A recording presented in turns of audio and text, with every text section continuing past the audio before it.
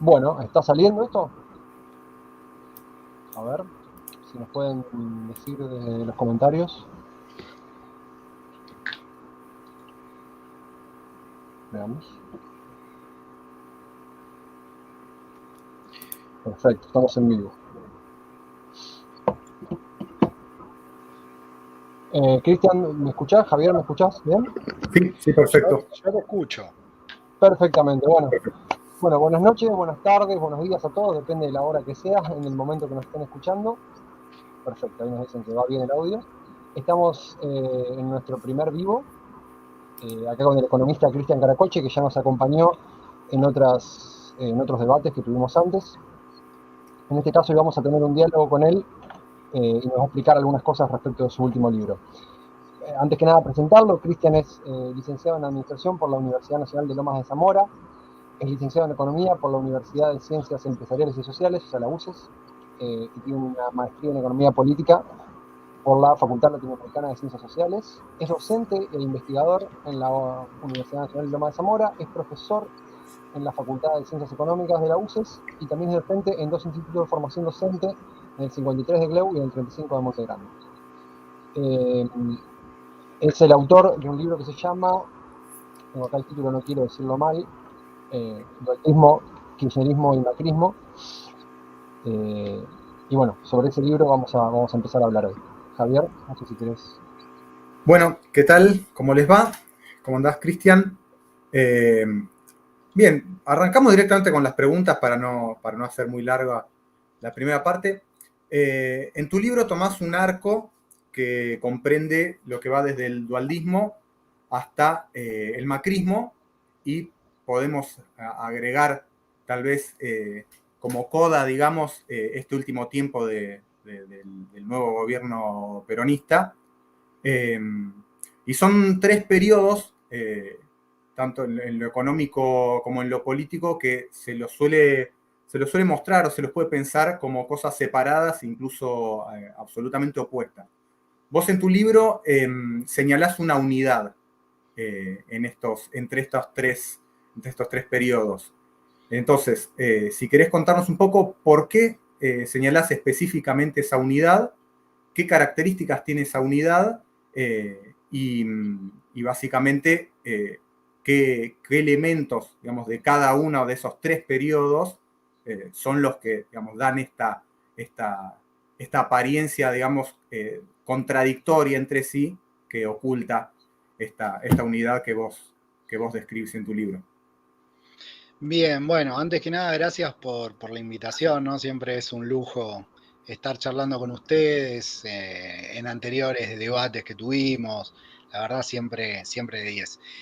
¿Por qué el periodo? ¿Por qué el periodo? Básicamente, la idea, o sea, la historia del libro, entre comillas, surge de que yo en el 2012 terminé de cursar una maestría, la maestría de Flaxo, y no tenía tema de tesis. La realidad es esa.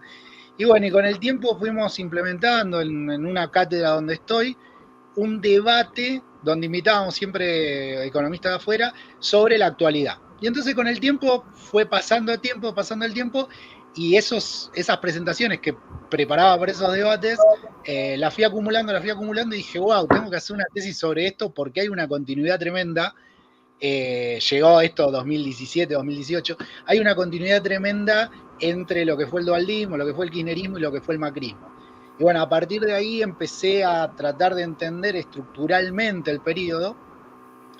Y bueno, lo que se ve es que en la bibliografía que hay sobre este periodo, como vos bien decías, se da esta cuestión de que los libros o son del dualdismo, muy pocos, o muchos que son del kirchnerismo, o otros que son del macrismo, ¿no? Haciendo como compartimentos estancos. No sé, si uno, dentro de la bibliografía que hay, el libro más renombrado, por decirlo de alguna manera, es el del actual ministro de Producción, Matías Culfas, Los tres kirchnerismos. Toma el kirchnerismo como un periodo aparte. sin hablar de todo lo que hizo Duhalde y la consecuencia que generó Duhalde para el posterior crecimiento del primer kirchnerismo. Y después los que estudian el macrismo, lo mismo, también estudian el macrismo prácticamente sin darle mucha bola a lo que hubo antes. Entonces, viéndolo desde largo plazo, lo que se ve es que dualdismo y kirchnerismo tienen una lógica de que el dualdismo inicia un ciclo de acumulación, un nuevo ciclo de acumulación, después del ciclo que hubo en la convertibilidad, y que ese ciclo se inicia en el dualdismo y persiste en el kirchnerismo más o menos hasta el 2009, 2011, ahí podemos...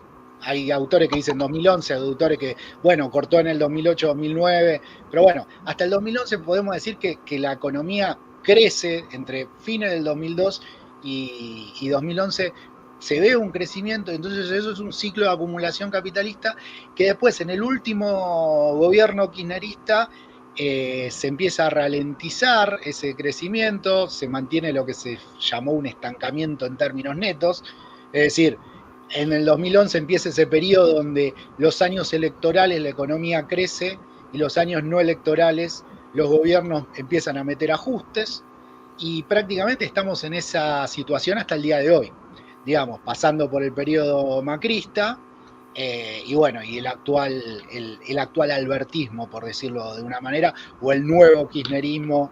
Ahí todavía no hay una definición completa.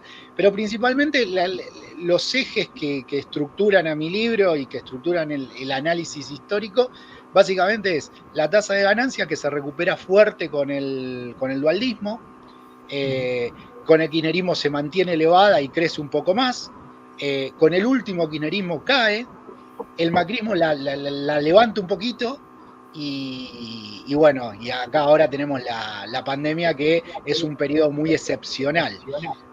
La relación entre esa tasa de ganancia y la cuestión de la acumulación capitalista también es una cuestión muy importante que yo tomo en mi libro, de ahí también la unidad.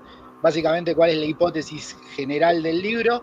Que todo ese periodo se corresponde con un ciclo de acumulación, que a su vez ese ciclo de acumulación se corresponde con una estructura social de acumulación. ¿Cómo se compone esta cuestión? El ciclo de acumulación surge con el ajuste dualdista. El ajuste dualdista plantea un aumento de la tasa de ganancia, como dije, y a su vez una estabilización del ámbito de acumulación. ¿Eso qué implica? Implica que, bueno, Duhalde, si se quiere, frena de una u otra manera, frena la conflictividad, de una u otra manera frena los desequilibrios macroeconómicos y de una u otra manera eleva la tasa de ganancia. Eso relanza la acumulación capitalista, es decir, hace que los capitalistas que ven un ámbito de acumulación estable y a su vez ven mejoradas sus ganancias, comiencen un proceso de acumulación. Quizás no un proceso de acumulación muy rápido, porque había lo que se llama una capacidad ociosa que venía de la crisis, pero empiezan a invertir y a su vez a la inversión la acompaña el consumo, en un primer momento no, pero después el gasto público, las exportaciones, y todo esto a su vez también, si se quiere, a caballo del proceso de las commodities, del crecimiento de los precios internacionales. Todo eso, ¿qué hace? Y sube la tasa de ganancia, eleva la acumulación de capital fijo reproductivo y alienta a la acumulación capitalista, al crecimiento económico. Y se da todo ese periodo, entre comillas, que algunos lo llaman el kirchnerismo rosa, que es el primer kirchnerismo donde todo iba para arriba, indicadores copados, todo muy, muy, muy lindo en términos de macroeconomía burguesa. Obviamente que la clase trabajadora venía de sufrir un ajustazo tremendo y como contracara de ese ajustazo tremendo hubo cierto proceso de recomposición salarial y recomposición de algunas de las demandas que venían dadas. Pero obviamente siempre a niveles ya por debajo de los de las décadas anteriores.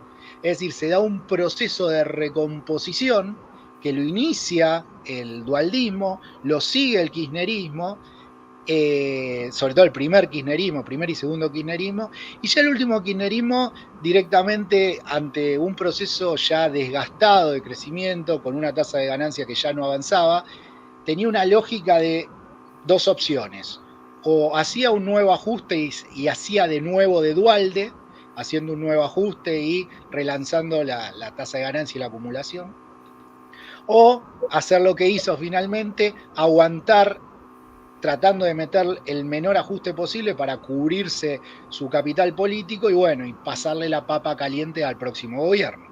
En ese sentido, aparece Macri.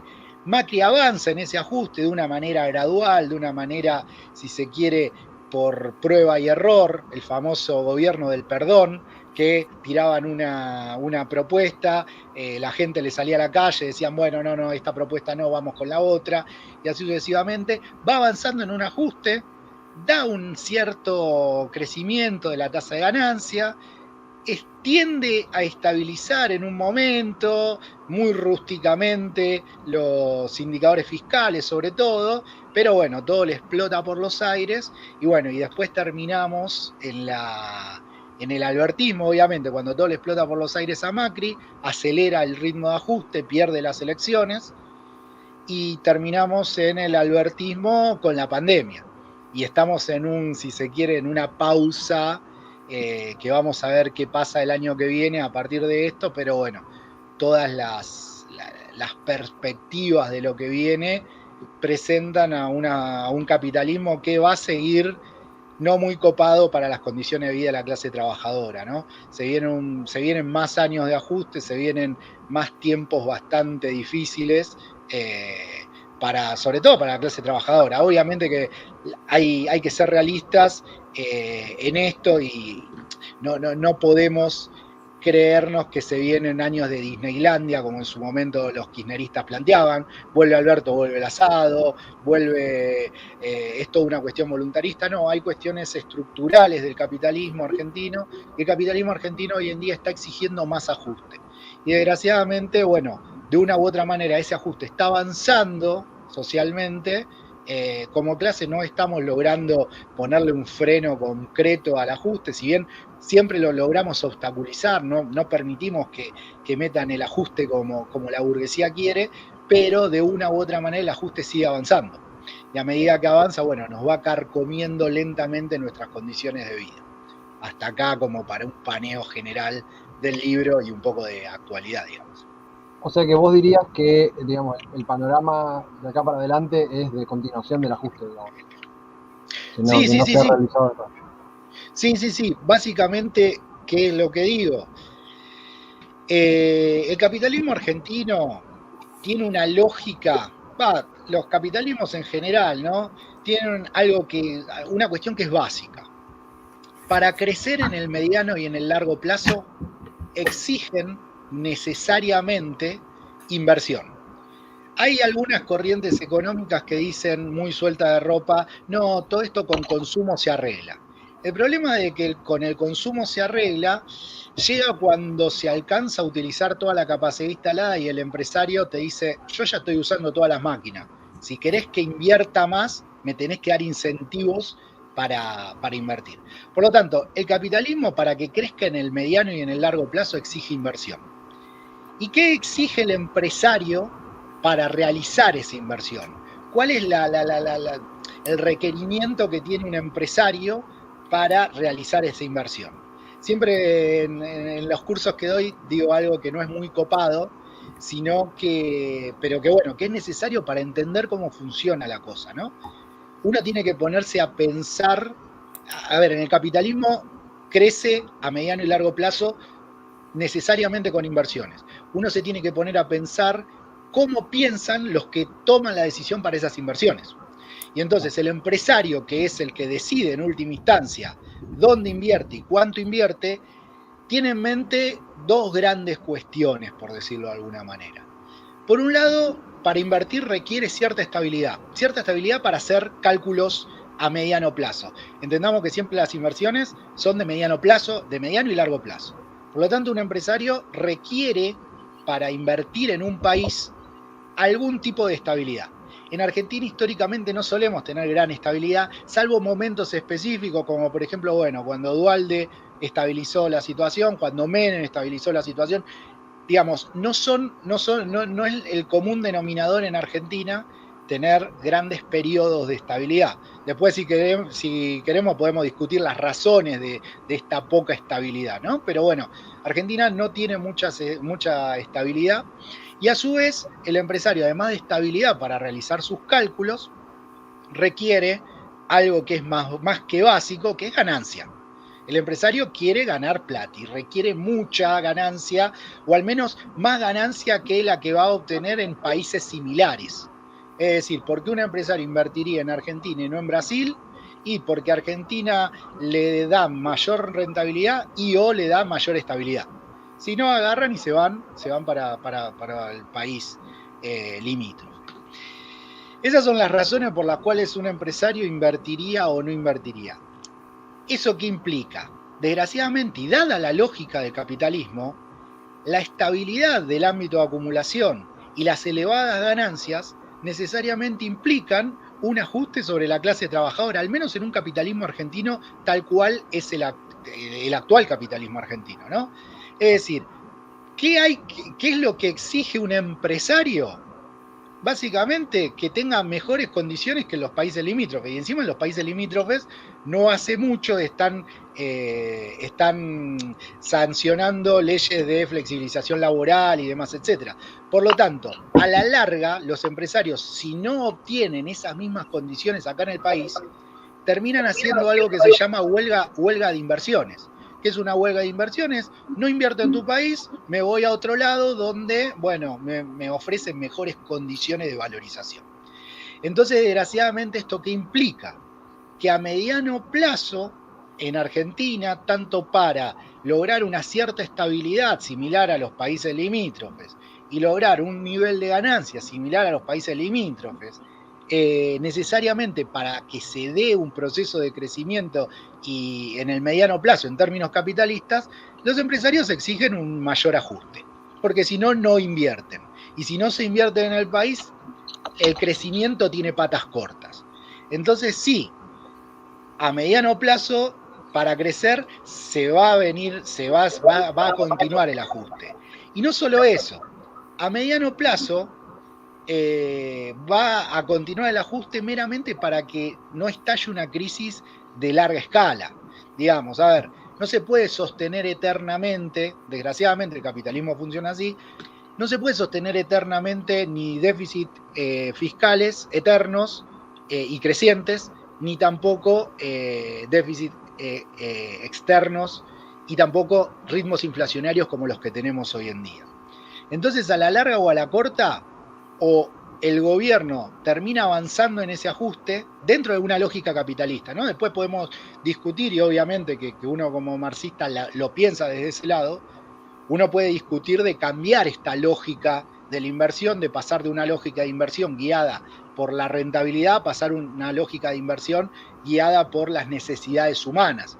Eso es otro cantar que tenemos que organizar como marxistas, ¿no? Pero digo, en tanto y en cuanto continúe la lógica capitalista de inversión, básicamente sin ajuste no va a haber crecimiento económico, y sin ajuste a la larga esto va a explotar por los aires, porque si miramos inclusive los niveles inflacionarios en el último kirchnerismo del 2015 estaban en el 25, ya estamos promediando un 45-50.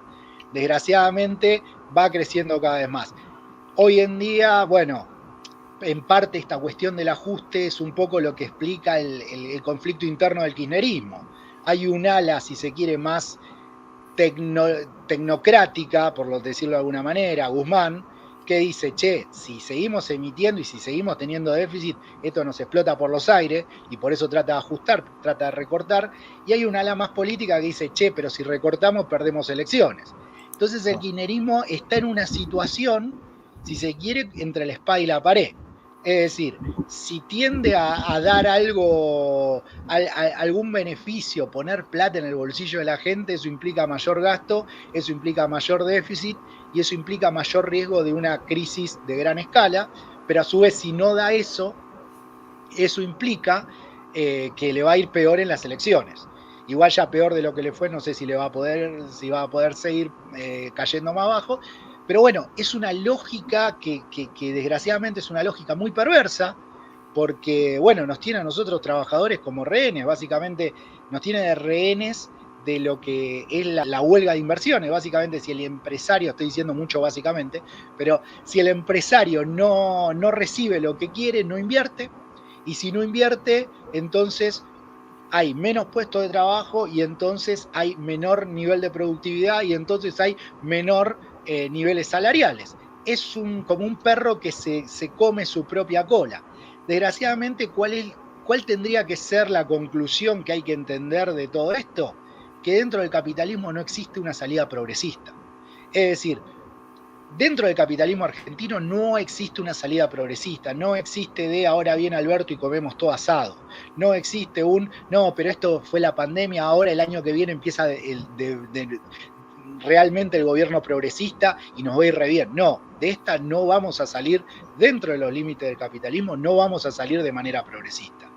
Lo que venga en un futuro, si es dentro de los límites del capitalismo, o es mantener este capitalismo zombie de bajas y estancadas condiciones de vida y encima decrecientes, o que nos van a pegar un ajustazo y que a partir de ahí quizás se da un procesito, un nuevo relanzamiento económico. Pero obviamente todo nos implica peores condiciones de vida para la clase trabajadora, al menos en el corto y mediano plazo, digamos.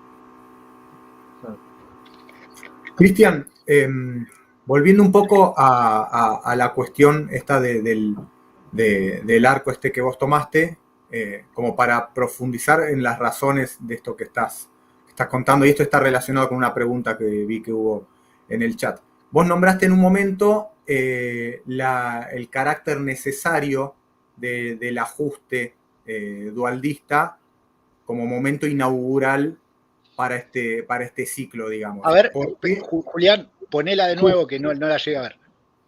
Sí, no sé igual si Javier se refiere a esta pregunta puntualmente. Sí, estaba relacionado a eso. ¿Por qué tomar a Duhalde, digamos, como el momento que inaugura este periodo y no, por ejemplo, como la clausura de un periodo anterior? O sea, ¿cuál es la necesidad que han tenido los procesos subsiguientes, el kirchnerismo, el macrismo, de ese ajuste como momento, digamos, de lanzamiento de todo ese periodo? Bien, ¿por qué Duhalde? ¿Por qué tomar a Duhalde? Duhalde es quien, como dije hace un ratito, es quien hace el trabajo sucio de estabilizar el ámbito de acumulación. ¿Qué quiere decir estabilizar? Voy a irme un poquitito en cuestiones técnicas, pero me parecen necesarias. ¿Qué quiere decir estabilizar el ámbito de acumulación? De nuevo, pensemos cómo piensa un empresario. Un empresario, ¿qué es lo que necesita para invertir a mediano plazo? Necesita tener cierta certeza, cierta estabilidad en el ámbito de acumulación y necesita tener mucha ganancia, o al menos más ganancia que en otras opciones de inversión. ¿Qué es lo que hace Duhalde? Por un lado, eleva la tasa de ganancia, que de hecho recomiendo mucho, tanto en mi libro o mismo en mi blog, tengo los cálculos de tasa de ganancia para quien les interese, entren ahí que están bastante detallados y que es una categoría que poco se estudia en la historiografía argentina. Bueno, lo que decía, Duhalde eleva la tasa de ganancia y a su vez estabiliza el ámbito de acumulación. ¿Qué quiere decir que estabiliza el ámbito de acumulación? Los déficits gemelos pasan a ser superávit gemelos, se frena lo que era la conflictividad social, se frena a la manera que la frenó Duhalde, ¿no? Con una dura represión y a su vez repartiendo algunos cuantos subsidios. ¿Y eso en qué desemboca esa estabilización del ámbito de acumulación y ese incremento de la tasa de ganancia? Desemboca en un relanzamiento de la acumulación capitalista. Es decir, a fines del año 2002, el Producto Bruto Argentino ya está creciendo de nuevo. Y ese crecimiento es un crecimiento sostenido. Es un crecimiento sostenido que, salvo por el año 2000, no me acuerdo si es 2008 o 2009, crece casi hasta el 2011. Es un crecimiento sostenido de la economía que no es muy usual, al menos desde la dictadura hasta el día de hoy. Hubo solamente 2 ciclos de crecimiento económico, de acumulación de capital. Uno fue el de la convertibilidad y otro el de la posconvertibilidad. En la convertibilidad, más o menos, si no me equivoco, no le quiero pifiar en los números, pero sacando el 95, que hubo ahí el tequila, más o menos del 92, 93 hasta el 98 hubo un crecimiento económico. Y en la posconvertibilidad, desde fin del 2002 hasta casi el 2011, sacando el 2008 o 2009, no me acuerdo cuál de los 2 años, también hubo un crecimiento económico. ¿Por qué tomo a Duhalde? Resumen, principalmente porque Duhalde es quien relanza ese ciclo de acumulación. ¿Cómo es que relanza ese ciclo de acumulación? Lo relanza estabilizando el ámbito de acumulación y relanzando la tasa de ganancia. A partir de eso, podemos decir que el kirchnerismo, si se quiere, se ve beneficiado o es quien usufructúa los beneficios de ese ajuste. Básicamente, sin ese ajuste no habría un kirchnerismo floreciente como el que hubo, sobre todo hasta el 2011, ¿no? Después llega el último kirchnerismo, que es otro capítulo. Pero sin ese ajuste no se podía dar todo el proceso de crecimiento posterior. Por eso yo soy muy crítico de esos autores que toman simplemente el kirchnerismo y plantean al kirchnerismo como un proceso inaugural, como algo sin pecado concebido, ¿no? Siempre hago la misma comparación con las películas yanquis que hablan sobre Vietnam. Uno cuando mira las películas yanquis que hablan sobre Vietnam, los yanquis siempre están ahí. No te explican por qué están ahí. Ya están ahí y están peleando por la libertad. Bueno, el kirchnerismo, todos los historiadores del kirchnerismo no te explican por qué el kirchnerismo tiene ese crecimiento. Te explican que el kirchnerismo lleva adelante un crecimiento, pero no explican las razones estructurales de ese crecimiento. Por lo tanto, bueno, yo soy muy crítico de esas visiones que que son visiones más bien, podemos decir, estrictamente, no me sale, no encuentro la palabra, pero muy tomando periodos de mandatos presidenciales. Y muchas veces los mandatos presidenciales son quiebres, pero muchas veces los mandatos presidenciales tienen continuidades. Y muchas veces estas continuidades predominan sobre los quiebres. Obviamente, siempre que hay un cambio presidencial, va a haber quiebres, es algo lógico, ¿no? O sea, si no estaríamos diciendo que es todo lo mismo y no importa quién llegue a la presidencia. No obstante, entre el dualdismo y el kirchnerismo hay más continuidades que quiebres. De hecho, cuando uno mira los actores que terminan siendo parte de la coalición de alianzas del kirchnerismo, y uno mira los actores que fueron parte de la coalición de alianzas del dualdismo, uno ve que lo único que hizo Kirchner fue ampliarla. Pero los mismos que estuvieron con Duhalde después estuvieron con Kirchner.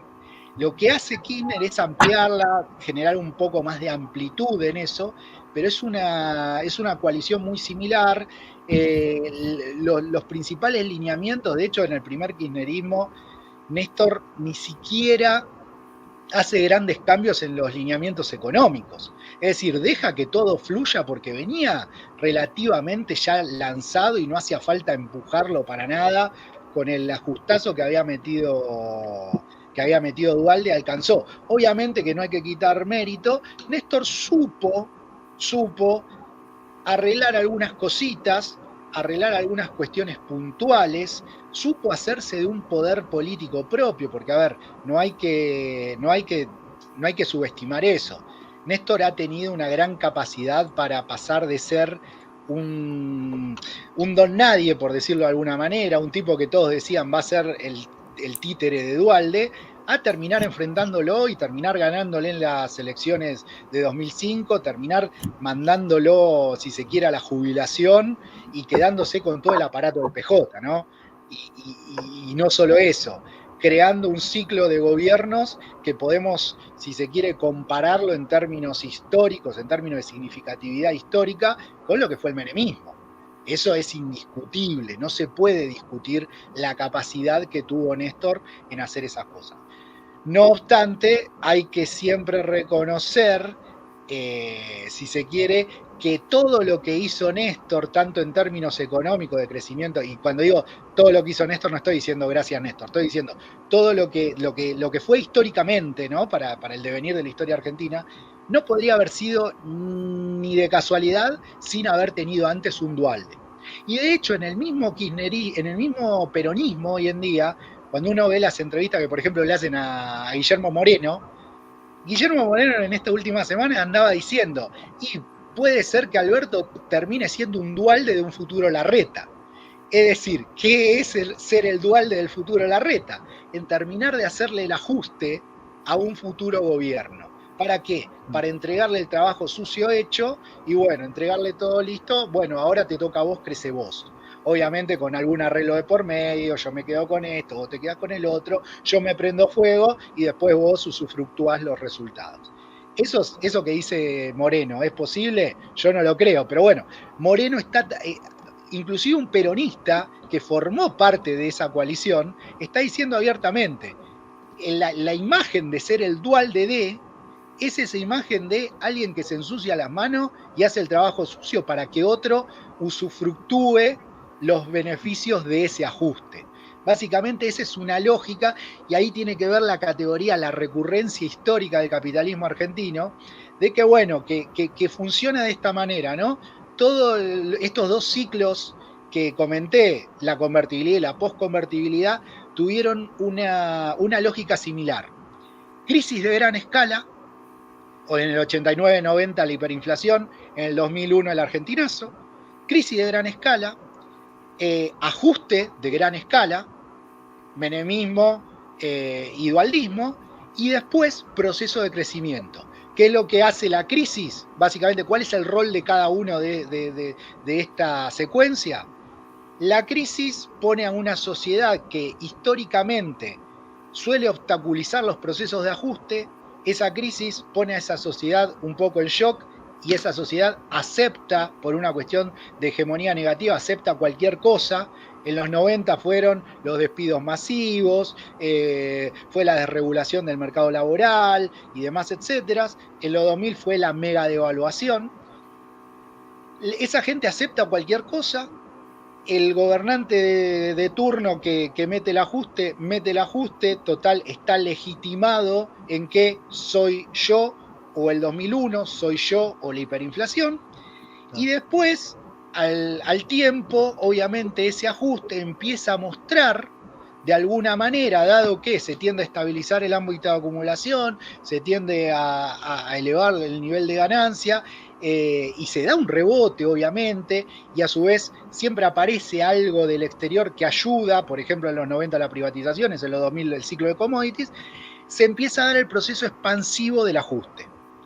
Ese proceso expansivo, ¿hasta dónde dura? Y dura hasta que la clase trabajadora se empieza a resistir un poco la situación, empiezan a haber cada vez más roces entre las clases, y a su vez eso impacta en determinados indicadores económicos. En los 90, por ejemplo, la clase trabajadora no aceptaba una salida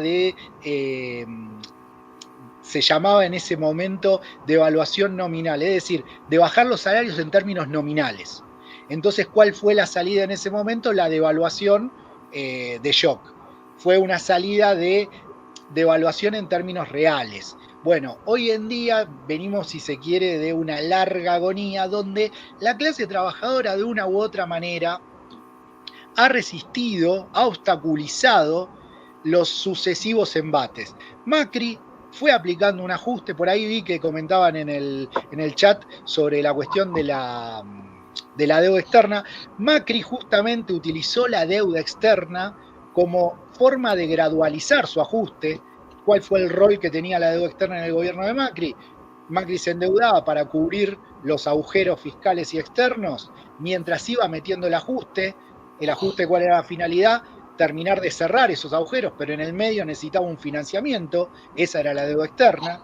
Y entonces, como le decía, desde hace 10 años para acá venimos en un proceso de larga agonía donde la burguesía y sus sucesivos personales políticos van avanzando en el ajuste, la clase trabajadora va obstaculizando ese ajuste. La pregunta es, ¿hasta cuándo como clase trabajadora vamos a seguir resistiendo ese ajuste? Y acá voy a comentar algo que leí, si no me equivoco era que lo comentaste vos, Javier, sobre que se viene dando un proceso lento y constante, y eso es lo preocupante, donde puede ser que el próximo ajuste no requiere una crisis de gran escala, ¿no? Como que se viene, si se quiere, legitimando el ajuste lentamente, de a poco, dentro de la clase trabajadora, y que es posible que de seguir así, obviamente que esto tiene una explicación muy lógica, la gente llega un momento que se está pudriendo de este capitalismo zombie, de estas situaciones estancadas, de estas situaciones decadentes de vida, y en ese contexto de acostumbramiento y pudrirse de eso, ya prácticamente está diciendo, dame cualquier cosa, dame un Milei, total no me importa nada, dame la falopa que sea, sí, lo que ustedes quieran. Y se está legitimando lentamente un ajuste sin tener una crisis de gran escala. Eso sería un fenómeno bastante novedoso en el capitalismo argentino, porque bueno, no es algo que históricamente se haya dado, ¿no? Es decir, que una coalición gobernante asuma, ya diciendo abiertamente, voy a meterle un ajustazo. Recordemos en su momento el menemismo asumió diciendo salariazo y revolución productiva, ¿no? Duhalde asumió diciendo el que depositó peso va a recibir peso. Ninguna coalición gobernante ha asumido diciendo acá se viene el ajuste y los voy a destruir a todos. No obstante, lentamente se están legitimando opciones y cada vez tienen más aceptación socialmente, opciones que ya dicen abiertamente, si yo asumo, voy a eliminar la indemnización, si yo asumo, voy a recortar salarios públicos, si yo asumo, es decir, se viene legitimando esas opciones, que sería algo muy novedoso en términos históricos, muy novedoso y malo para la clase trabajadora, obviamente, pero bueno, se vienen tiempos con esa lógica, ¿no? Sí, totalmente. De hecho, justamente una de las novedades de esto que vos decís, que en una conversación que no me acuerdo con quién tenías, creo que es lo que vos estás nombrando, que yo en algún momento escribí, esta cuestión de que aparece, en general, este tipo de ajustes aparecieron de la mano de cuadros técnicos, como llamados desde afuera de la política, como Cavallo, o como Labaña, como parte de la primera etapa del gobierno kirchnerista. Y después, desde la política misma, no han tenido, de hecho, Labaña, si bien se ha sabido mantener en el espectro, digamos, de la política, nunca se llegó, digamos, a condensar alrededor de él, digamos, una opción política viable.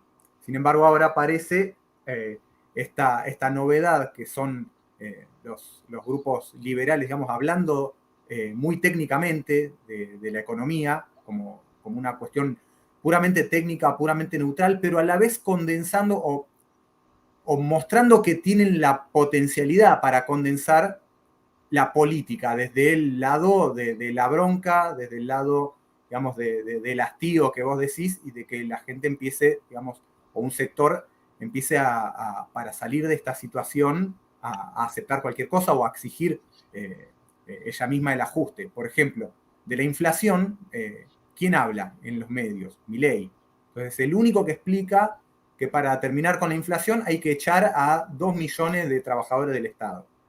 Pero claro, si a vos la inflación, vos como trabajador, como trabajadora, la inflación hace décadas que te come mes a mes el salario y que te empobrece más y más, y vos ves que es un problema cotidiano, que nadie te explica, que nadie te dice cómo vas a salir, y viene un tipo y te lo explica a los gritos, y de alguna manera te transmite esa bronca y esa impotencia, eso se va a empezar a ver como una opción viable. Por eso, digamos, nuestra intención también es empezar a hablar, digamos, de una manera más técnica, sin dejar de ser accesible de estas cuestiones y empezar a poder explicarlas, y a poder explicarlas de lo que es la experiencia, digamos, real de los trabajadores y de las trabajadoras, y desde un marco, digamos, teórico, sólido y realista.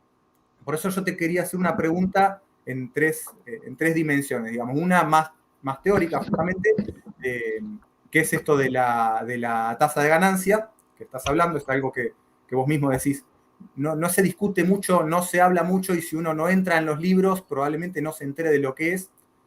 Segunda, más general, ¿qué tiene que ver la tasa de ganancia con las condiciones de vida en general de la clase obrera y cómo se relaciona también con el desempeño, digamos, en general de las relaciones capitalistas? Y después, sí, más particular en la Argentina, en este periodo del que estamos hablando, ¿qué relación tuvo el desarrollo de la tasa de ganancia con los fenómenos, digamos, políticos y sociales? Bien, ¿qué es la tasa de ganancia? Como para ser, si se quiere, relativamente lo más técnico posible. La tasa de ganancia es un cálculo que hace mentalmente, poco más, poco menos, a veces más formalmente. Cuanto más grande es la empresa, los empresarios tienden a hacer cálculos más finos, mejor proyectados y demás, etcétera. Pero como para tener una idea conceptual, y ahora después pasamos a lo técnico, la tasa de ganancia vendría a ser lo que el empresario piensa en su cabeza, o al menos su cabeza en el Excel o en un proyecto de inversión, que va a ganar, que va a obtener como ganancia en relación a lo que va a invertir. Es decir, es como decir, bueno, si yo me pongo un kiosquito, no pongamos un kiosquito, un taller de costura, tengo que comprar una máquina, tengo que comprar hilo, tengo que comprar aguja y tengo que comprar tela. Bueno, compro todo eso, me sale 100.000 pesos. ¿Cuánto voy a ganar por año? Y una cosa es poner 100.000 pesos para ganar 5.000 pesos en el año, y otra cosa es poner 100.000 pesos para ganar 50.000. Es decir, esa relación que hace el capitalista entre lo que voy a ganar y lo que voy a invertir. La tasa de ganancia en términos técnicos es eso, es ganancia sobre capital invertido, o capital adelantado se le dice técnicamente, pero bueno, es básicamente cuánto el empresario pone para poner en marcha ese negocio. Eso en términos conceptuales y técnicos es la tasa de ganancia. ¿Eso qué hace? Y obviamente, cuanto más alta sea esa tasa de ganancia, más voy a querer invertir, más ganas voy a tener de invertir, y cuanto más baja sea, menos ganas voy a tener de invertir. Por eso, siempre que hay rentabilidad o tasa de ganancia, y acá me tomo alguna licencia, ¿no? No quiero diferenciar, pero básicamente a grandes rasgos, siempre que sea más alta la tasa de ganancia, los empresarios van a tender a invertir más, en tanto y en cuanto, suponiendo el resto todo parejo. Obviamente que, como dije, ¿no? El empresario no solo invierte por la tasa de ganancia, sino que también invierte y también exige para su inversión cierta estabilidad en el ámbito de acumulación. ¿Por qué? Y porque invierte no pensando en esto lo invierto ahora y el mes que viene lo levanto. No, invierte pensando en, bueno, una inversión de acá a 5 años, 10 años como para recuperarla. Por lo tanto, bueno, el empresario tiene esa proyección. Como dije, hay empresarios que esa proyección la hacen en una hoja así a mano, empresarios pequeños, y hay empresarios que contratan consultoras para que les preparen proyectos de inversión, que utilizan métodos ultra avanzados de proyección y demás, etcétera, ¿no? O sea, hay distintos niveles de sofisticación, por decirlo de alguna manera. Pero a grandes rasgos los empresarios piensan en eso, piensan, bueno, ¿cuánto voy a ganar? ¿Y qué tan seguro es que gane eso? ¿Es seguro? ¿No es seguro? Si lo gano, ¿el gobierno me meterá un impuesto extra? ¿No me lo meterá? Digamos, esa es la gran lógica de la tasa de ganancia. ¿Cómo se relaciona esta tasa de ganancia con nuestras condiciones de vida? Y al menos en el mediano y en el corto y en el mediano plazo, cuando aumenta la tasa de ganancia, por lo general, al menos en el capitalismo argentino, es porque empeoran nuestras condiciones de vida. Es decir, ¿qué es lo que exigen los empresarios? Más ganancia. ¿Cómo obtienen históricamente esa mayor ganancia? Pagando peores salarios.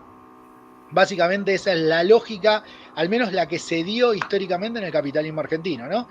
El aumento en la tasa de ganancia se debe principalmente a un empeoramiento en las condiciones de vida de la clase trabajadora. Recordemos más o menos lo que pasó en el 2002 con la devaluación. Con la devaluación la pobreza pegó un salto tremendo, los salarios cayeron estrepitosamente. Obviamente que siempre ese incremento de la tasa de ganancia son sangre, sudor y lágrimas de la clase trabajadora. Es decir, no es que, bueno, aumenta la tasa de ganancia y somos todos felices. No, para que aumente la tasa de ganancia, por lo general, alguien termina perdiendo condiciones de vida y ese alguien somos la clase trabajadora, desgraciadamente, ¿no? Así, esa es la lógica del capitalismo. Creer que se puede dar un incremento paralelo de la tasa de ganancia de los salarios es un problemón, es un problemón. ¿Puede haber periodos donde crezcan los salarios y también la ganancia? Sí, pero eso no son muy excepcionales y prácticamente en Argentina se dan bastante poco. Se da en algunos países donde tienen elevada productividad y crecimiento de productividad. Pero en lo que estamos hablando de relanzar la tasa de ganancia, siempre que se relanza la tasa de ganancia, ese relanzar la tasa de ganancia en el capitalismo argentino implica necesariamente un empeoramiento de las condiciones de vida. Periodo donde se relanzó la tasa de ganancia, primer periodo menemista, dualdismo, macrismo. Si bien el crecimiento durante el macrismo no fue fuerte, pero fue un crecimiento, y si uno se pone a pensar todos esos periodos, lo piensa también en relación con las condiciones de vida de la clase trabajadora, y las condiciones de vida de la clase trabajadora fueron para atrás. Por lo tanto, bueno, esa mejora, ese relanzamiento de la tasa de ganancia, desgraciadamente implica un empeoramiento de las condiciones de vida de la clase trabajadora. ¿Y cómo se desarrolló la tasa de ganancia? Espérame a ver si tengo algún grafiquito acá a mano, porque en algún lado los tengo que tener, los grafiquitos, para ver un poco cómo evolucionó en el mediano y largo plazo la tasa de ganancia. A ver. Tengo que ver masa de ganancias. Esperá que lo busque primero. Sí. Mientras tanto hay unas preguntas acá. Te pido que me tire la pregunta porque no estoy teniendo la tasa de ganancia de largo plazo. Está bien, la tengo en un Excel que tengo que hacer el grafiquito. Tenemos acá una pregunta que dice esto: ¿qué relaciones se pueden establecer entre el relanzamiento de la tasa de ganancia mediante el ajuste con Dualde y el contexto regional de esa época? Y si pasó algo análogo en el resto de América Latina.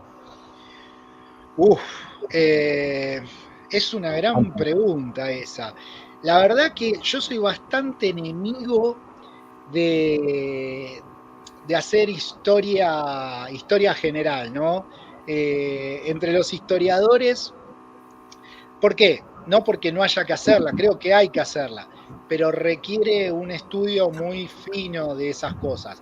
Entre los historiadores, no sé, Hobsbawm, que es casi un semidios entre los historiadores, muchas veces tira cosas del peronismo que son cualquier cosa. Básicamente, ¿por qué? Porque toca un poco de cada lado y bueno, dale, metele falopa. Para hacer ese análisis se requeriría un cálculo de tasa de ganancia de cada país. Yo solo hice la tasa de ganancia de Argentina. ¿Qué puedo decir sobre eso? Que de eso sí me consta. La tasa de ganancia en los países latinoamericanos, una de las cosas que ayudan a la tasa de ganancia es la redistribución, y digo una de las cosas, yo no soy partidario de la teoría de que la renta determina absolutamente todo, pero la renta sí ayuda a subsidiar el nivel de ganancia no agropecuaria y minera. A nivel latinoamericano, todos los países, incluido Argentina, disfrutaron, entre comillas, el boom de commodities. Eso obviamente que ayuda a que los estados, por medio de una redistribución de la renta, hayan, si se quiere, redistribución de esa renta hacia empresarios y hacia mismos consumidores, alienten a la tasa de ganancia. Después habría que ver país por país dónde se dio y si es que se dio un ajuste a la Dualde, que claramente en Argentina uno ve cuando pega un salto la tasa de ganancia, básicamente en el momento que Dualde pega la devaluación. Después, todo este proceso de commodities lo que hace es acompaña ese crecimiento de la tasa de ganancia. Pero sin la devaluación dualdista, ese salto que da la tasa de ganancia claramente era algo que no se iba a dar. Por lo tanto, bueno, implica ese estudio. Tendría que haber un estudio particular, uno por uno, de los distintos países para ver ahí, bueno, cómo se dio la evolución de la tasa de ganancia. Por eso, básicamente, no puedo emitir un juicio así abiertamente de toda Latinoamérica. Puedo decir que sí, que hubo cosas que son paralelas, como ya les digo, el boom de los commodities, que eso sí ayudó a que todos los países tengan al menos una tendencia hacia el incremento de tasa de ganancia. Acá encontré, a ver si lo puedo mostrar, compartir pantalla, ventana. Acá se vería cómo evoluciona el triangulito, lo que muestra es cómo evoluciona la tasa de explotación. Se ve el año 2002 como año de quiebre, cómo sube en el año 2002 la tasa de explotación. Y esa tasa de explotación, el crecimiento de esa tasa de explotación, es la que deriva en un crecimiento de la tasa de ganancia sostenido, que es en línea con circulito. Y en las barras lo que se ve es la masa de ganancia, es decir, cuánta plata cantante y sonante, en términos reales, acá descontada la inflación, cuánta plata cantante y sonante va ganando la burguesía año a año. Acá se ve, bueno, cómo crece la tasa de explotación, que es cuán explotado es el trabajador, la relación entre la ganancia empresarial y el salario del trabajador, y cómo eso, a partir de ese crecimiento que se mantiene en niveles altos, muy altos en comparación con la convertibilidad, la tasa de ganancia pega un crecimiento sostenido. Este crecimiento sostenido no se daba desde principios de la década de los 90. Al que le interesen todos estos datos, los invito obviamente que me escriban. Si bien en mi blog está el cálculo y está en un Excel, o sea, lo bajan directamente si quieren, pero si no lo encuentran, me escriben y yo les paso los Excel con los datos y demás. Pero bueno, acá encontré este gráfico que es hasta el 2008. Voy a seguir buscando a ver si tengo gráficos más largos sobre tasa de ganancia un poco más larga. Pero bueno, hasta acá por ejemplo, a ver, claro, no, acá tengo tasa de ganancia del macrismo. No, tengo que buscar. Acá tengo una tasa de ganancia, pero que es desde el 1910. No sé hasta qué igual punto invitamos a todo el mundo a que si tiene dudas sobre la cuestión de los gráficos, todo eso te escriba, porque ya ha pasado en debates anteriores que son preguntados de dónde sale todo esto, y vos dijiste, el que quiera me escriba en sus redes sociales. Ahí se puede ver, no sé si se ve. A ver, ahí te lo muestro. Ahí está. Ahí lo que se ve es la tasa de ganancia con circulitos en negro, con línea negra y circulitos. Esto estamos hablando desde 1910 hasta 2010, ¿no? Cómo evoluciona la tasa de ganancia. Esta tasa de ganancia es una tasa de ganancia que no calculé yo, la calculó un amigo, Esteban Maito, que igual recomiendo mucho sus textos. Pero bueno, él tenía el cálculo largo. Mi cálculo arranca desde el 47. Para los que la quieran tener, la tasa de ganancia la van a obtener a partir del 47. Y se ve como, bueno, si bien al principio, la primera mitad del siglo cae, después tiende a caer en todos los 80, los 90 pega un crecimiento, Y esto que parece poco, en realidad en términos porcentuales es bastante para lo que es una ganancia empresarial. La segunda mitad de los 90 tiende a caer, y cómo a partir del kirchnerismo empieza a subir, hasta que, bueno, a partir del 2008, 2010 empieza a caer. Estos datos, obviamente, como le digo, están disponibles. Quien los quiera, desde ya lo invito a que me escriban y se los paso sin ningún problema. Y después, obviamente, el gráfico tiene, además, ganancia, masa de ganancia neta y tasa de acumulación. La tasa de acumulación es cuánto capital acumularon los empresarios en ese periodo, es decir, cuánto invirtieron en nueva maquinaria, y las ganancias netas vendrían a ser cuánta ganancia cantante y sonante, cuánta plata en términos reales, sacando la inflación, se llevaron los empresarios. Esto que muestra, los empresarios claramente siempre se van llevando cada vez más dinero, pero en relación a lo que invierten cada vez es menos. Esto en el marxismo lo llamamos la tendencia decreciente de la tasa de ganancia. ¿Por qué? Porque el capital crece a una tasa mayor de lo que crecen las ganancias. Por lo tanto, el denominador de la tasa de ganancia crece más rápido y hace que la tasa de ganancia caiga tendencialmente. Obviamente que hay contratendencias y demás, etcétera, pero bueno, acá tenemos el cálculo de Esteban Maito. A quien le interese también busque a Esteban en academia.edu, tiene un montón de estadísticas para analizar tasa de ganancia de varios países. Y mi cálculo de tasa de ganancia, que tiene algunas diferencias con la de Esteban, me lo piden a mí o entran en mi blog y están ahí mis cálculos con todo el detalle del Excel. O sea que esta categoría marxista, digamos, da cuenta concretamente del proceso económico de la Argentina, digamos. Da cuenta de algo que en la historia escrita de Argentina y podría decir del mundo, poca bola se le da, que es cómo el capitalista o qué razones tiene el capitalista para invertir. Y es decir, al invisibilizar esas razones, también se invisibiliza por qué el proceso tiene tendencias crecientes y por qué el proceso tiene tendencias decrecientes. Y al invisibilizar ese proceso con tendencias crecientes y decrecientes, se hace muy difícil entender por qué en determinados momentos la conflictividad social es mayor y en determinados momentos la conflictividad social es menor.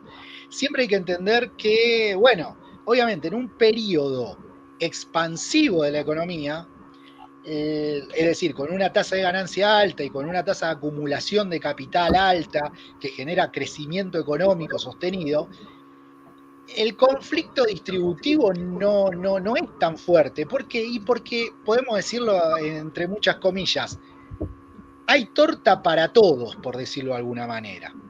Ahora, cuando la torta no crece o empieza a hacerse cada vez más chiquita, los comensales empiezan a pelearse por el pedazo de torta. Entonces, en esos contextos es donde la conflictividad social empieza a escalar cada vez peor. Siempre el capitalismo, a ver, el burgués, ¿qué es lo que prefiere? Y tener una torta que crezca cada vez más y entonces se pueda servir cada vez más él y le pueda tirar unas migajas al trabajador como para que el trabajador se quede tranquilo en la casa, contento y no hinche las pelotas. O sea, es lo ideal en términos de la lógica burguesa. Justamente en Argentina, las grandes crisis, ¿cuándo se dan? Y cuando la torta se empieza a achicar. Si uno mira históricamente, inclusive el periodo que yo estudio, ¿no? El kirchnerismo llamado rosa, por decirlo de alguna manera, es un periodo donde la conflictividad social, si bien siempre hay conflictividad social, la realidad es que nunca deja de operar la conflictividad social, si uno lo mira con los fines de los 90 y uno lo mira con la conflictividad que se desata a partir de 2010, 2011, 2009, 2011, uno ve que la conflictividad está bastante planchada. ¿Por qué? Y porque mal o bien había cada vez más trabajo, siempre entendiendo la memoria de corto plazo, ¿no? Cada vez había más trabajo, cada vez los salarios venían creciendo, más allá de que Duhalde los hizo bajar de golpe y después crecían de a poquito. Yo siempre uso la metáfora de Duhalde te saca la resma de hojas y Néstor te las devolvió de a una. Más allá de eso, y que obviamente es la metáfora del policía malo y el policía bueno, ¿no? Duhalde era el policía malo y Néstor es el policía bueno que te devuelve las hojas. Pero, a ver, en la memoria de corto plazo, eso opera y opera muy fuerte. Y entonces eso relajaba la conflictividad social. Ya cuando la torta dejó de crecer, esa conflictividad social empezó a exacerbarse. Llegó hasta su punto culmine en el 2017 y a partir del 2017 se empezó a poner de moda el famoso dicho hay 2019, que no sé si se lo recuerdan, ¿no? Y ahí desde arriba un poco se empezó a canalizar la bronca, a frenar la cosa y demás, etcétera. Y bueno, y terminamos en una conflictividad social que está estancada en niveles altos, pero que si uno ve el proceso material, uno tendría que esperar que esté creciendo como loco, y sin embargo no está creciendo. Es una cuestión bastante interesante para estudiar de las ciencias sociales, ¿no? Cómo ha logrado el kirchnerismo, primero con su AI 2019 y después con su posición de gobierno, ir canalizando esa bronca, ir frenando esa bronca, ir asistiendo esa bronca de una u otra manera. La pregunta será cuánto tiempo más pueda sostener esa bronca y pueda contener esa bronca. Es una gran intriga, ¿no? Pero hay que reconocerle que en términos políticos han sido muy hábiles con eso, ¿no? En el 2017, en diciembre de 2017, parecía que se pudría todo, parecía que se pudría todo en las calles, y a partir del 2017 empezamos a escuchar el AI 2019 y se acabó la cuestión de la calle, ¿no? Es bastante preocupante eso. Claro. Mira, justo en relación a eso preguntan acá, dice, si hay alguna posibilidad, bueno, esto es una pregunta más de proyección, ¿no? Para la clase trabajadora salir medianamente airosa de este ajuste exponencial. Yo diría que además ajusta a cuentagotas, ¿no? Porque permanentemente es como algo que se va apretando cada vez más y más y más, pero nunca se desajusta. Esa es la pregunta. Y yo, la verdad, a ver, ¿qué es lo que puede hacer la clase trabajadora? Obstaculizar el ajuste. ¿Cuál es el problema? Siempre digo lo mismo. En el capitalismo nosotros jugamos en la cancha del capital, el árbitro es del capital y encima nosotros jugamos con 5 jugadores menos. Siempre hay que entender eso. El capital sigue tratando de imponer sus ajustes, y el empresario tiene como dos grandes opciones: seguir tratando de imponer el ajuste de manera sistemática, o si no, decir, bueno, ¿saben? Me pudrí de tratar de imponer el ajuste en Argentina, me agarro mi empresa y me la llevo a Brasil, donde los trabajadores están en condiciones de semiesclavitud. Y entonces el ajuste ahí se termina imponiendo de hecho. Es decir, ¿por qué se impone de hecho? Y porque muchos empresarios terminan dejando en la calle a laburantes, desocupación generalizada, salarios, sube el ejército industrial de reserva, caen los salarios, ajuste de hecho. Desgraciadamente el capitalismo tiene esa lógica, nos guste o no, tiene esa lógica. ¿Qué posibilidad hay que la clase trabajadora zafe de esa lógica? Son posibilidades momentáneas y son posibilidades coyunturales. Una posibilidad es que mañana, no sé, yo vaya a hacer un pozo en el fondo de mi casa y descubra que tengo un pozo de petróleo y todos tengamos en el fondo de nuestra casa un recurso natural muy valioso, y bueno, a partir de eso tengamos un periodo de tiempo donde ingrese una renta extraordinaria de golpe y que sea mucha, y bueno, no necesitemos hacer el ajuste para si se quiere, convencer a los empresarios, ¿no? Total, hay renta para tirar para arriba. Argentina hoy en día, si bien es un país que, si uno lo compara con el resto del mundo, tiene sus recursos naturales, es un país que no puede vivir de sus recursos naturales. Argentina no es Australia. Por eso cuando nos hablan de tenemos que ser como Australia, Australia tiene 16 veces más el capital natural per cápita que tiene Argentina.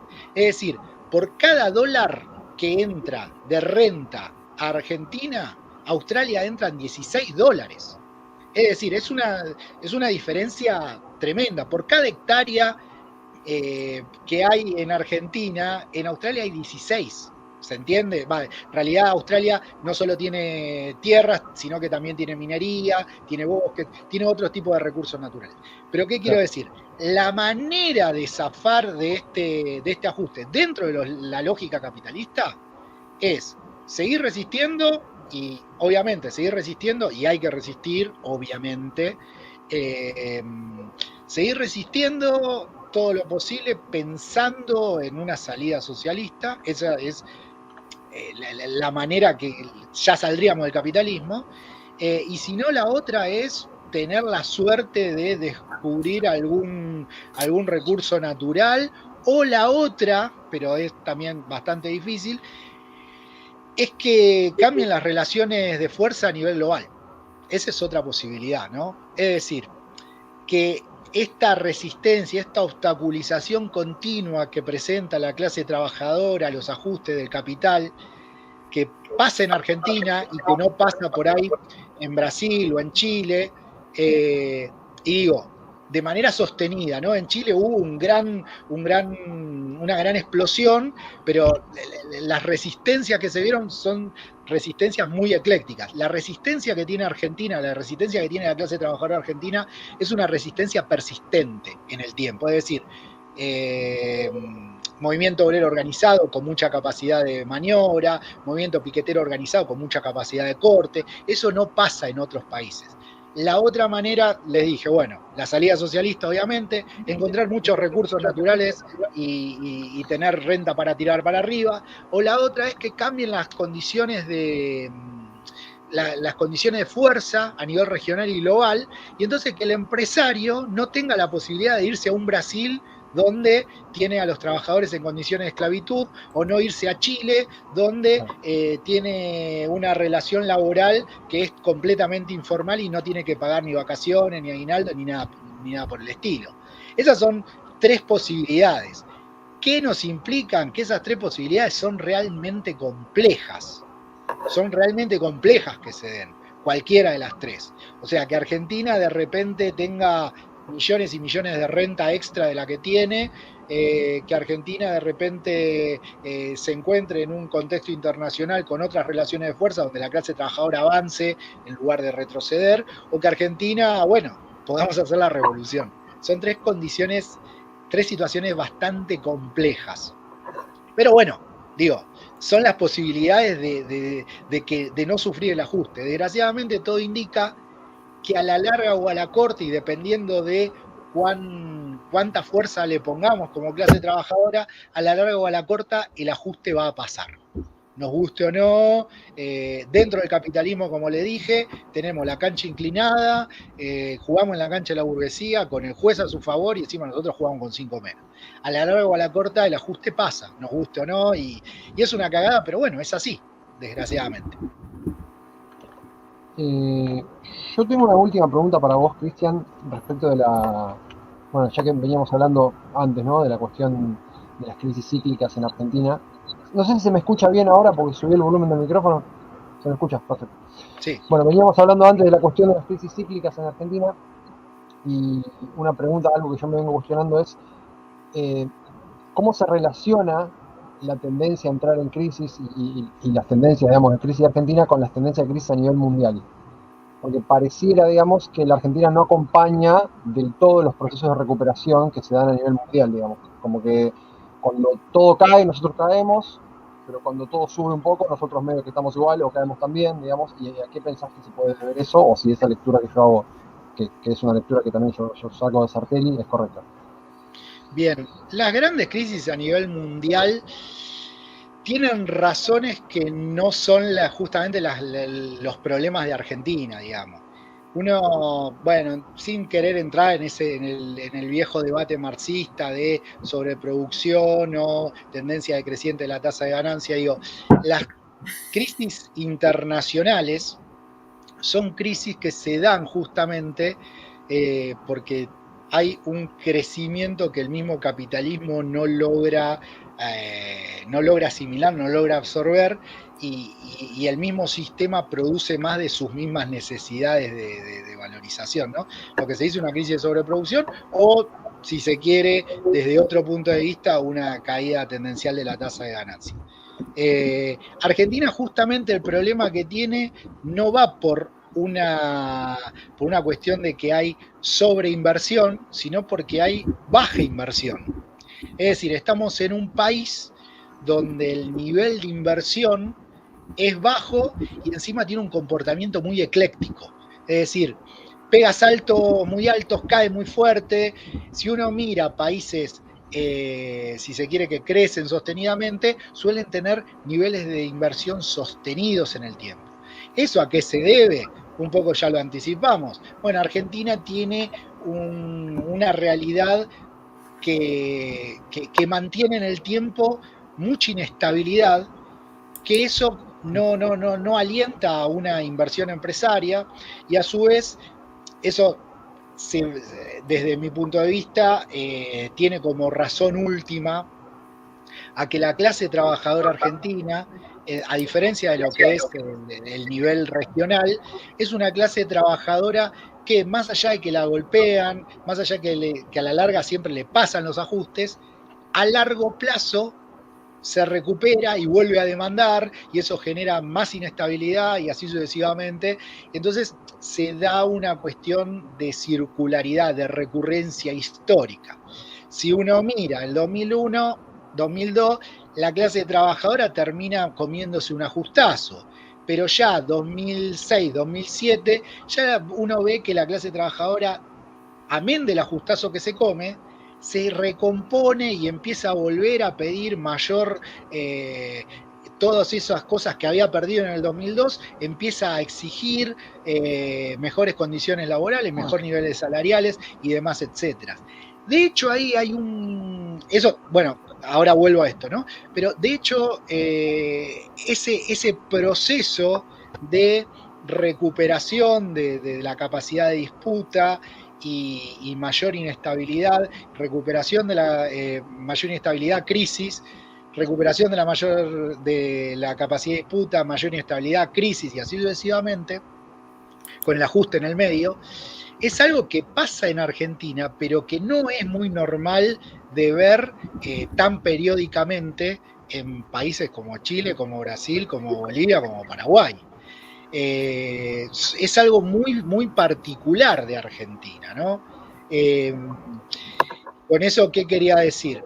De hecho, en el libro yo comento, hay un episodio bastante interesante en el que ahora lo reedita Moreno, por decirlo de alguna manera, Guillermo Moreno, donde en el año 2004-2005, después del ajustazo que mete Duhalde, el primer kirchnerismo brinda algunas demandas, es decir, reparte algunas de las hojas que Duhalde le había sacado toda la resma, y el mismo Lavagna es quien dice, che, paremos un poco con los incrementos salariales, porque si vamos con incrementos salariales y política fiscal expansiva, este proceso de crecimiento basado en salarios de mierda y un ajuste de lo externo y fiscal, este proceso de crecimiento tiene patas cortas. Patas cortas es, en un par de años se agota.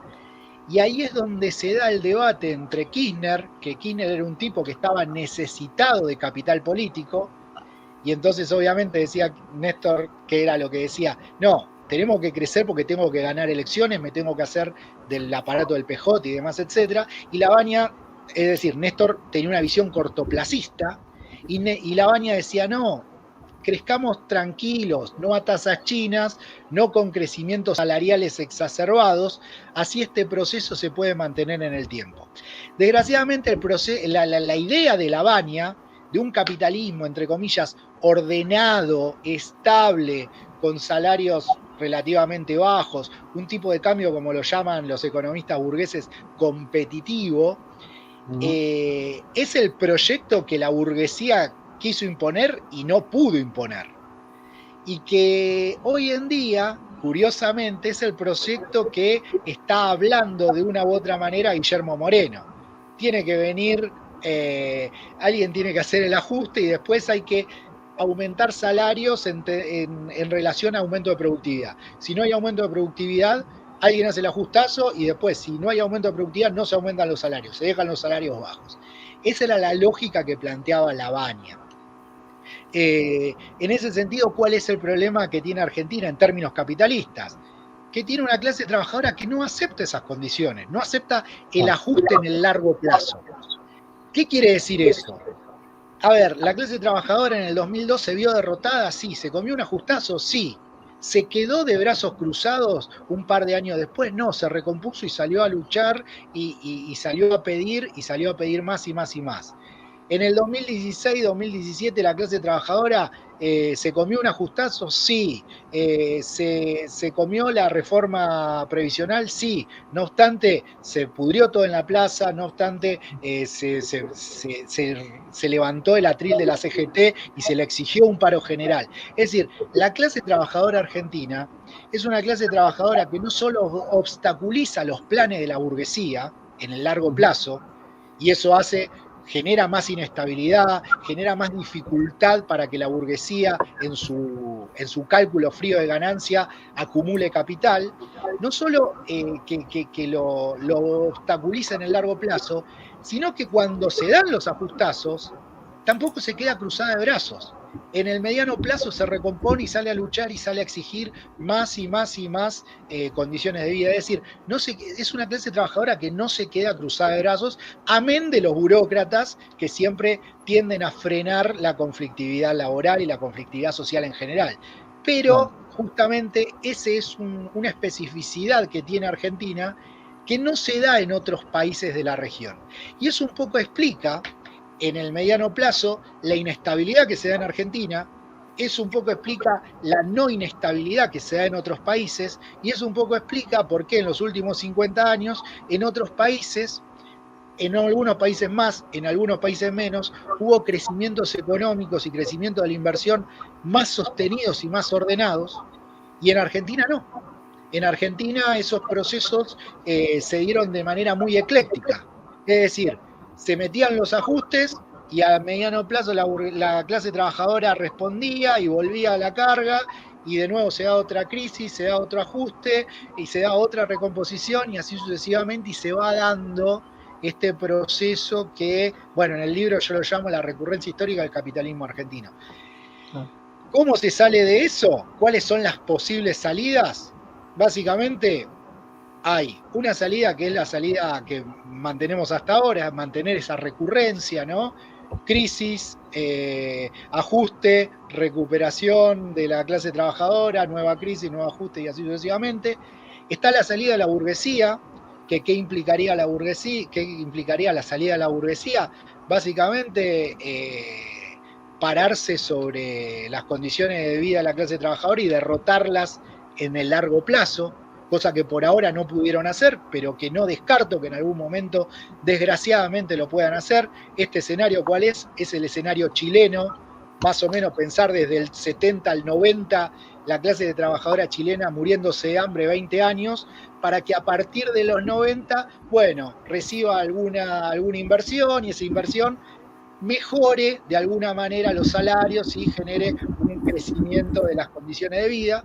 Y si no, está la salida propia de la clase trabajadora, ¿no? Expropiar a la burguesía, cortar con la lógica de la ganancia como patrón de inversión y empezar a acumular, no orientado por la ganancia, sino empezar a acumular capital orientado de manera planificada, no de manera anárquica y ordenado por la ganancia y la estabilidad del ámbito de acumulación.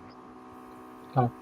Yo tendría una última consulta respecto de esta caracterización que vos haces de la clase trabajadora argentina como una clase con una gran capacidad de resistencia, digamos. ¿Qué motivos ves vos para esto? Porque por un lado es verdad, la clase trabajadora argentina tiene una gran capacidad de resistencia, pero esto ya lo comentamos alguna vez, no tiene la capacidad, o pareciera no tener la capacidad de momento, o los movimientos políticos que lo organizan, de pasar a la ofensiva. Entonces está permanentemente estancada en una situación de resistir que eventualmente la desgasta, digamos. ¿Qué motivos ves vos para esto? ¿Motivos de por qué tiene esta capacidad de resistencia? Sí, sí. Y por qué también tiene la incapacidad de, o sea, por qué se limita a eso, digamos. Bien. La clase trabajadora argentina, si uno la mira en términos históricos, tiene dos grandes cuestiones que un poco nos podemos remontar a principios del siglo XX, ¿no? La clase trabajadora argentina es una de las que más reciben inmigración europea con muchas ideas socialistas, anarquistas, que eso da una tradición de lucha, parte de una tradición de lucha, y a su vez la clase trabajadora argentina, por una lógica de la estructura y de la historia económica argentina, es la primera en industrializarse, por decirlo de alguna manera. Argentina es el primer país latinoamericano en que tiene un proceso de industrialización de mediana escala, por decirlo de alguna manera, digamos. A nivel latinoamericano es el país con mayor desarrollo industrial que se da al menos en la primera mitad del siglo XX. ¿Eso que implica? Obviamente, implica una mayor estructuración del movimiento obrero. Siempre el obrero en grandes fábricas tiende a tener mayor combatividad, mayor organización, mayor capacidad de resistencia y demás, etc. Entonces Argentina, a partir de todo el ingreso de renta que hubo en la última mitad del siglo XIX y la primera del siglo XX, esa renta, gran parte de esa renta se reinvirtió productivamente en industria. Esa industria ocupó clase trabajadora que venía con ideas propias del socialismo, del comunismo, del anarquismo. Eso dio por un lado, grandes establecimientos para lo que es Latinoamérica, ¿no? No estoy comparándome con la Ford de Detroit, ¿no? Digamos, grandes establecimientos para lo que era Latinoamérica. Eso da una capacidad de organicidad de la clase trabajadora mayor. A su vez, esa cuestión de tradición de lucha. Y el peronismo, viendo todo ese escenario, en su lógica de estatización de esa clase trabajadora, de incorporación al Estado de esa clase trabajadora, de una u otra manera, ahí hay una de cal y una de arena, porque por un lado la estatiza, pero por otro lado le brinda a la clase trabajadora en lo que vendría a ser la legislación laboral, al movimiento obrero más que a la clase trabajadora, la legislación laboral le brinda herramientas que no se dan en otros países.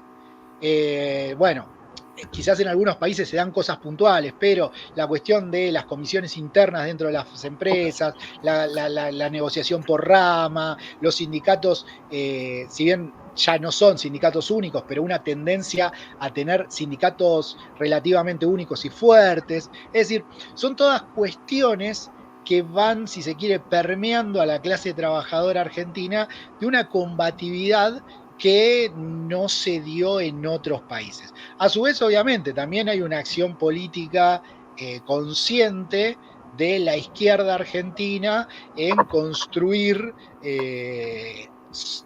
hacia adentro de la clase. Una acción consciente muy fuerte, que eso sí se dio en otros países, pero bueno, una clase trabajadora, una izquierda argentina que construyó dentro de su clase, que por más que, bueno, yo no soy estalinista, el PC tuvo en su momento un momento de grandes movilizaciones, el PRT la tuvo también, el Viejo Más la tuvo también, es decir, siempre partidos que a nivel regional han sido partidos muy, muy, muy importantes, ¿no? Hoy en día el trotskismo argentino es, si se quiere, el trotskismo más grande del mundo, podemos decir, tendríamos que mirar datos, ¿no? Pero es uno de los trotskismos más grandes del mundo. La tradición de izquierda también implica mucho y la acción política consciente de esa izquierda también implica mucho. Ahora, cuando vos me decís, ¿y por qué no pasa al frente? ¿Por qué no? Esas son las razones de por qué la clase trabajadora tiene esa capacidad de disputa. Ahora, según mi visión, ¿no? Obviamente que tenemos hay otras versiones, estamos todos de acuerdo. Pero ¿por qué esa clase trabajadora, bueno, no pasa al frente, no va al frente? Yo creo que hay dos cuestiones que son insoslayables. Por un lado, porque, bueno, guste o no, desgraciadamente la dirección de esta clase trabajadora sigue teniendo, fruto de esa, una de cal y una de arena, sigue teniendo una dirección reformista, ¿no? Es decir, los sindicatos siguen estando en manos de los burócratas, los movimientos piqueteros, los cayetanos siguen estando dirigidos por burócratas y demás, etcétera. Y también hay una cuestión que es más que insoslayable, que a nivel global no hay un caldo de cultivo tal donde todas las clases trabajadoras a nivel global están avanzando. Si pasaría eso, bueno, ¿la burocracia pueden frenar? Sí, hasta ahí.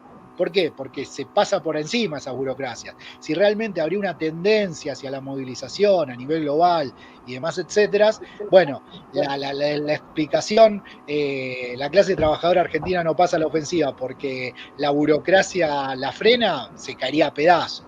Pero bueno, no hay que dejar, yo no explico la no ofensiva meramente por la burocracia, aunque no hay que soslayar que existe una burocracia, no hay que soslayar que frena, que es una burocracia que trata de obstaculizar la lucha y trata de conciliar las clases. A ver, de nuevo, desde el 2017, último pico de conflictividad, a hoy, ¿por qué se planchó la conflictividad?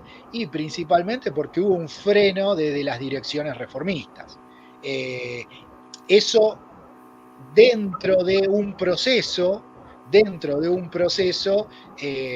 donde a nivel global no es que la lucha de clases se está explotando en todos lados como se plantean en algunos periódicos. No, la lucha de clases, hay conflictos, hay focos, pero son conflictos muy puntuales, muy descoordinados.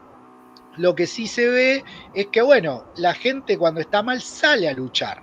Ahora bien, si cuando está mal sale a luchar y encima tiene una dirección que te señala que hay que luchar, más va a luchar esa clase. Eso se vio en el 2017. En el 2017 todas las direcciones sindicales en Argentina salieron a la calle, todas no, pero hubo muchas direcciones que salieron a la calle y que alentaban inclusive a sus propias bases a luchar. La burocracia más rancias hicieron eso hasta que le revolearon el atril. Pero no obstante, en la reforma previsional, yo que soy docente, todo lo que es la burocracia de SUTEBA organizaba a ir a la plaza, a la movilización y demás, etcétera. Hoy en día nos hicieron una modificación de la ley previsional similar a la que hizo en aquel momento Macri y ningún SUTEBA puso un micro para ir a la plaza. Y por lo tanto, bueno, después no hubo plaza, obviamente, ¿no? Se da en esas dos cuestiones, una cuestión estructural, que está planchada la cosa, y también una cuestión de que hay que decirlo, los sindicatos, las herramientas propias del movimiento obrero siguen estando en manos del reformismo. Es una gran labor que tenemos como clase trabajadora recuperar esos instrumentos propios de nuestra clase, obviamente, ¿no? Sí, no solo eso, sino que es algo, esto que vos decís de la reforma previsional que hubo después de la de Macri, la del gobierno actual, digamos, que significó incluso la quita de lo que le correspondía por inflación a las jubilaciones, fue mayor todavía que lo que se había robado el macrismo en su momento. Y no solamente no hubo ni una movilización en ningún lado, no se sabe que ocurrió eso. Una tuvo una movilización de 300.000 personas, nosotros estuvimos. Y la otra directamente no se sabe. Es algo que la gente no sabe que sucedió. Ni la gente que está a favor, ni la gente que está en contra. Nadie lo sabe. Son cosas que directamente quedan en segundo plano. Así que bueno, yo creo que vamos casi 1 hora y media. Podemos ir ya cortando. Hay muchas preguntas que no... Una cosa que quiero aclarar, porque vi acá, ¿cómo se llama? Un comentario dice, entonces los trabajadores argentinos resistimos más porque venimos a los barcos. No, traté de explicar todas las razones estructurales. La cuestión de los barcos es una cuestión, porque obviamente traer esas ideas implican algo, pero bueno, también hay una cuestión histórica de acumulación de renta, también hay una cuestión histórica de la lógica del peronismo, de estatizar, pero a su vez brindar herramientas, digamos, tenemos esta resistencia por una mixtura de cuestiones. Y una cuestión que no nombré, pero que es importante, que también un poco se desprende de todo esto que venimos hablando, de que Argentina es, si se quiere, el país que más trabajo hubo alrededor de los derechos humanos. Que cuando uno mira todo el resto de los países, la tradición de los derechos humanos es una gran deuda que tiene no solo la izquierda, sino digo, el movimiento de derechos humanos en los otros países es prácticamente inexistente, nulo. En Argentina, justamente todo esto también se expresó en la cuestión de los derechos humanos. Y la izquierda, si se quiere, de los 70, si bien salió golpeadísima, no terminó tan extinta como sí pasó en otros países. Quizás ahí tendríamos que analizar país por país, no sé, por ejemplo, el fenómeno que después supuso en Perú Sendero Luminoso, ¿no? Es una cuestión particular de ese país. Pero bueno, en los 70, digamos, como que en la gran mayoría de países prácticamente la izquierda terminó literalmente barrida. En Argentina, gran parte de la izquierda terminó barrida, principalmente todo lo que fue el guevarismo, pero el trotskismo, si bien tuvo sus desaparecidos, tuvo sus perseguidos, salió bastante relativamente no tan destruida y no tan aniquilada, no tan aniquilado. Y que bueno, eso sirvió, entre comillas, como para después partir de una base. No fue casual que después de los 70 el partido hegemónico pasó a ser el viejo más de Moreno, ¿no?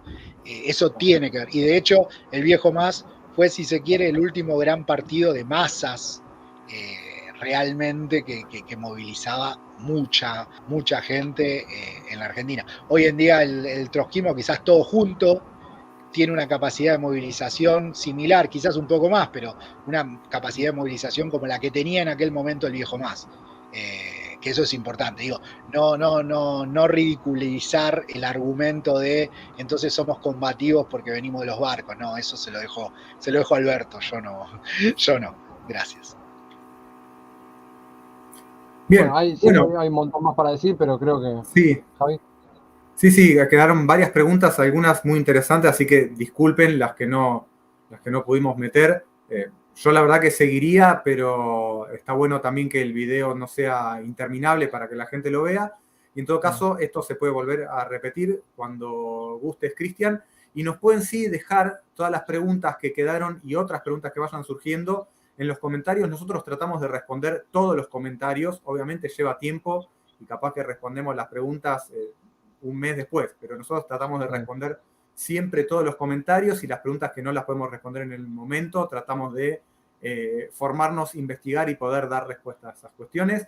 Lo tienen a Cristian también, comuníquense con Cristian para obtener todos los que son los cálculos, tanto los elaborados por él como todas las fuentes que él utiliza para conseguir el libro de Cristian, que es absolutamente recomendable. Es una lectura muy ágil, pero además está sustentada con muchísimos datos, con muchísima elaboración de data dura, digamos, para chequear con fuentes de lo más diversas, también para poder chequear absolutamente todo lo que está en el libro. Y bueno, si les parece también, nos pueden dejar en los comentarios sugerencias sobre temáticas particulares. Podríamos hacer un video más adelante sobre cuestiones más técnicas. Varias personas preguntaron sobre la metodología específica para calcular tasa de ganancia, tasa de explotación. Y eso está toda la metodología, me escriben, o bueno, en el libro obviamente está, y también está en mi blog, así que me escriben y no hay ningún problema. Perfecto. Yo no tengo más para decir.